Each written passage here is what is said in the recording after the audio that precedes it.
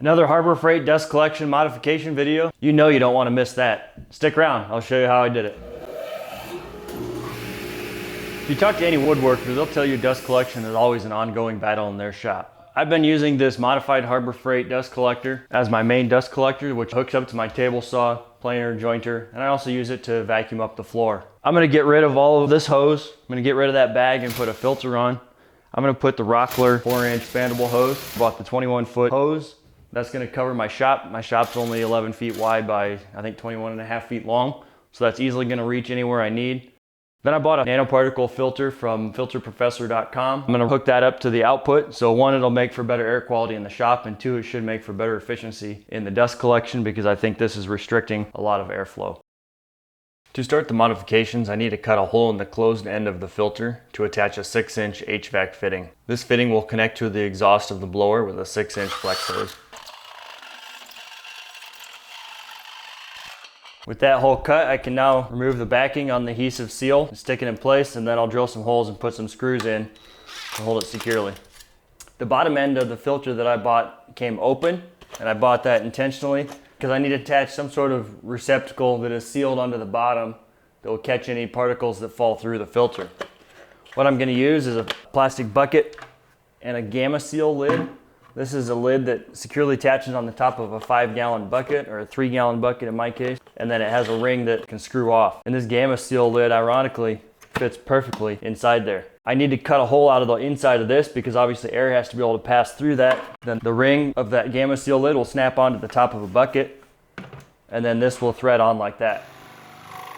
So I'm going to cut the middle portion of this lid out with the jigsaw, and then I will attach this lid to this flange here with some screws, and also put a bead of silicone around there to make sure that seals tight. To mount this filter on the wall, I made a quick bracket here, just a piece of plywood with a couple of triangles for ports. But I need to cut out an arc in this bracket to allow this 6-inch connector to go on, which is what will hook up from the output of my dust collector. This bracket will hang on the wall with a French cleat, and the filter will be fixed to the bracket with screws. Next, I will mount the accessories that came in this kit to a plywood panel, which I will also hang on a French cleat.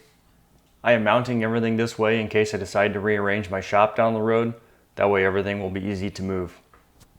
With all the modifications made, it's now time to get everything hooked up and put in place on the wall. My chip separator is a Thien baffle that I built several years ago. I built this before I was documenting any of my woodworking projects, but I'll link for some information below. There's a lot of good resources online on how to build one of these.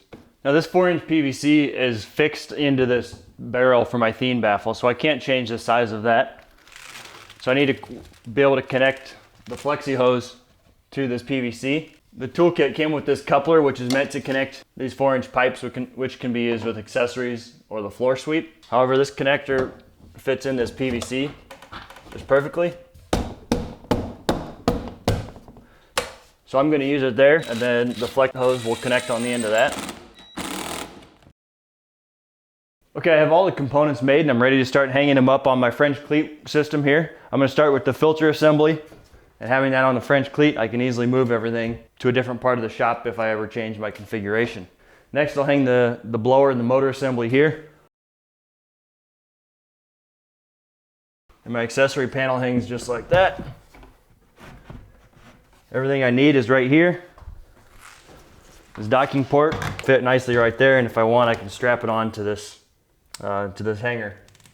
I actually converted this a long time ago and opened this inlet on the blower housing to a 6-inch inlet instead of the 5-inch that it came with. This is still 5-inch, but this is 6-inch hose, so I need to put a spacer on the outside of this. So what I have for that is some rubber seal tape. It's just an adhesive back window and door sealant, I think is what it is, really. Tell you what, these cheap thumb screw clamps that I bought are not very good. I do not recommend them. Okay, I think everything's hooked up and I'm ready for the inaugural run. I've got it hooked up with a remote switch. I just use a cheap one from a home center that you can buy for Christmas lights or something like that.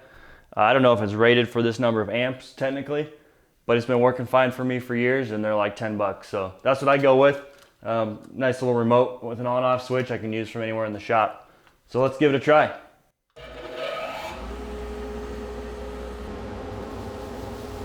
Okay, I just sucked about a quarter barrel of dust that has been collecting in the cabinet on my table saw because the old configuration didn't have enough suction to get it all out. Let's see how much made it through the thin baffle and the filter into this bucket.